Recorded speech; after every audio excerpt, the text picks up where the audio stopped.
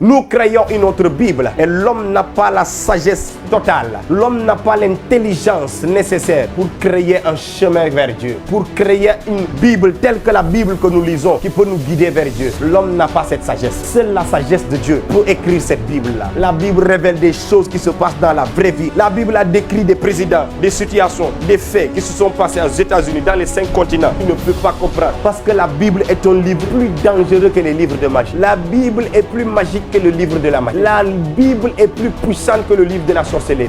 La Bible est plus puissante que tous les livres de scientifiques. La Bible est remplie de connaissances que n'importe quel livre dans le monde entier. Aujourd'hui, les gens cessent de lire la Bible, cessent de se projeter dans la Bible pour aller se projeter dans des livres bizarres, dans des livres de magie, dans des livres de sciences occultes. Des sciences très compliquées et très bizarres. Et en le faisant exactement, c'est comme si tu ne crois pas que ta Bible a la puissance de te révéler des choses plus que cela. Non, parce que le diable nous pousse petit à petit à ne plus être passionné des Écritures, à être passionné d'autres choses que nous regardons. Lorsque nous regardons les feuilletons et les films de magie et tout, nous sommes épatés par la magie. Et cela nous pousse à aller consulter des livres et des histoires comme ça. Et nous sommes plus passionnés de ces choses de magie que de la Bible. L'heure est venue de revenir à la parole. La parole n'est pas que de la lettre, comme disent certains pasteurs. Revenons à la parole, revenons à la parole. Revenons aussi à la parole, ne fait pas revenir les gens dans la parole. Parce que certaines personnes parlent de la parole comme un simple livre, comme un livre qui n'a pas d'impact, qui n'a pas de puissance. La Bible que moi j'ai découvert est bouleversante. Elle est puissante. Elle me fait savoir chaque jour qui je suis. Elle me fait savoir qui je serai et quel pouvoir je peux détenir pour faire la différence dans le monde.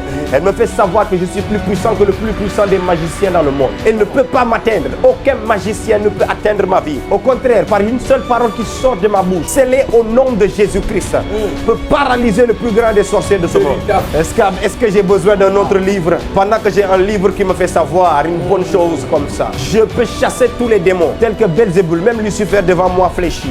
La Bible déclare des apôtres, pendant qu'ils étaient encore disciples, non baptisés du Saint-Esprit. Jésus leur dit: je voyais Satan tomber du ciel comme un éclair. Avec cette parole, j'ai découvert comment faire tomber même Lucifer. Même je n'ai pas peur de Lucifer à cause de cette parole.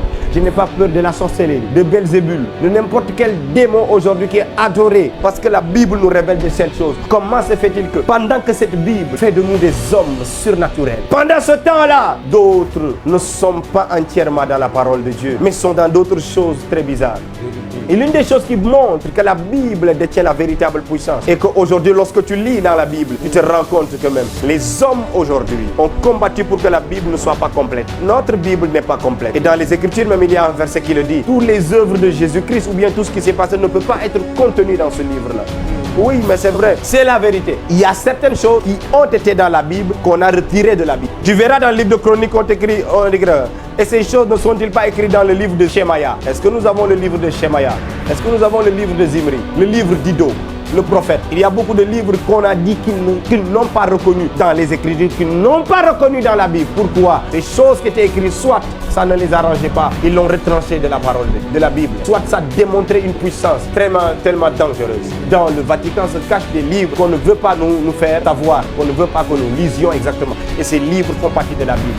Et si vous ne me croyez pas, lisez la Bible. Je ne fais que vous rapporter ce que la Bible dit. Lisez les histoires des rois et allez dans les livres de Chroniques. J'aimerais vous dire tout simplement que des hommes, des esprits ont eu peur. Cette parole a un positionnement dangereux. Cette parole contient le passé, le futur et le présent en même temps. Cette parole détient la clé d'une puissance que nous pouvons découvrir. Nous pouvons accéder à cette puissance et nous pouvons dominer et récupérer la domination de Satan. Aujourd'hui, ce qui allait diriger le monde, ce n'est pas le satanisme.